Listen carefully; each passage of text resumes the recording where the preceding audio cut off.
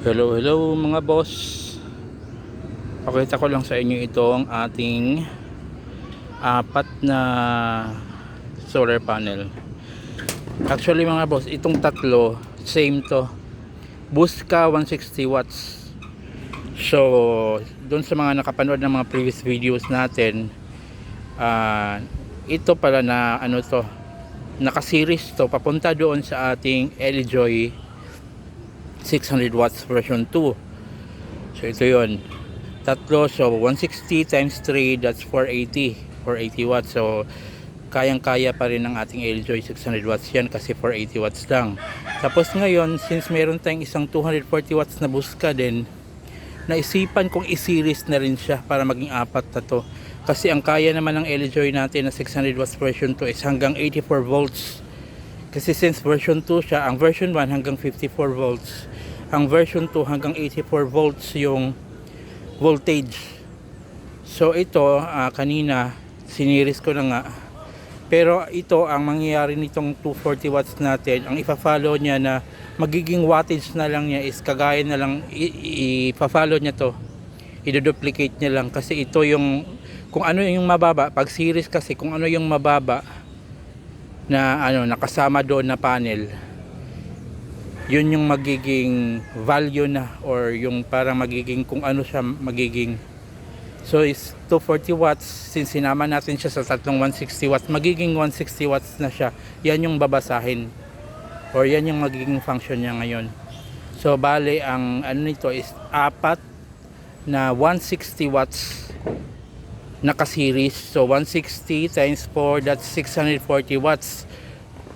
Since wala naman talagang perfect talaga na ano sa solar panel, hindi naman talaga, kung ano man, ma-achieve man yung 640 watts saglit lang, yung parang sobrang init na talaga or sobrang tutok talaga yung araw, 640 watts, pero wala namang ganun, wala namang perfect ano talaga na ganun.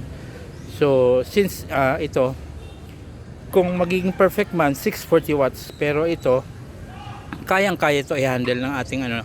Kasi kanina chinek natin doon sa ating LJoy 600 watts version 2, hanggang ano lang siya, 71 volts lang yung basa ng apat na to na naka-series. Since maulan, medyo mabagyo yata dito sa amin simula pa kagabi, hindi talaga natin na-achieve yung ano, hinihintay ko nga na ma-achieve talaga yung ano, yung maximum na current. Pero yung ano nakita natin kanina, medyo uminit, pero hindi talaga mainit kasi cloudy yung ano natin ngayon. Walang araw. Anong oras na ngayon? Mga 4:05 PM. Walang araw talaga, ganyan lang simula kaninang umaga, simula kagabi. So nakita natin kanina, umabot siya ng 14 amps, pero saglit lang yun, bumalik ulit sa 9, 10, ganun lang, 8. So bukas sana uminit yung araw para makita, ma-measure talaga natin kung ano yung maximum na kaya nitong apat na to ngayon na naka-series. At kung aakyat pa ba yung ano natin, yung kanina nakita natin na voltage ng apat na to, total voltage is 71. Kung aabot ba siya ng 84, which is yun yung nakalagay sa LJoy natin 600 watts version 2 na maximum niya na kaya niyang i-handle. Kasi sa SRNE, meron din tayong SRNE 40 amps, kaya niyang i-handle hanggang 100. Yung nakalagay, nakasulat is 100 volts, pero pag nag-reach na yung 90 volts,